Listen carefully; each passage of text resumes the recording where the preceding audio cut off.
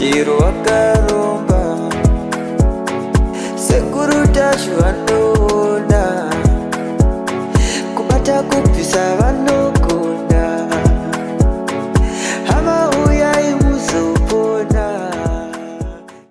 Sekuru tacho, ndiri kunzwa kuti mune rwendo rwamuri kuronga kuenda kuZhombe kunzvimbo yaChief Gwesera ndizvo?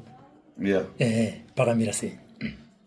Ndinowapwere ndinavazukuru vandisomudza kuti sekuru isu musha wedu une zvakarema uye mumusha medu mukomo hatingagoni kufamba kuti tingatakure musha wese tichiuya nawo, saka uyai mutiitire mumusha medu uye vawirirana mambo izvo. So ndotore nenhungamidzo dzandatungamidza dzitore pamambo vanhu vatoungana, saka inini sasekuru ndiri kutera mumashure mawo izvozvo.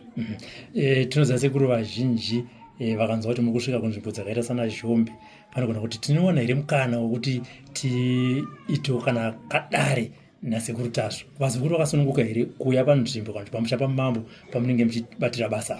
Hazvina kuipa, mambo vanhu uye ini ndini tiri chinhu chimwe chete. Kana wasvika vanogona vaitobatsirika, hazvina dambudziko, asi zvinozoperera kuno. Tatenda sekuru.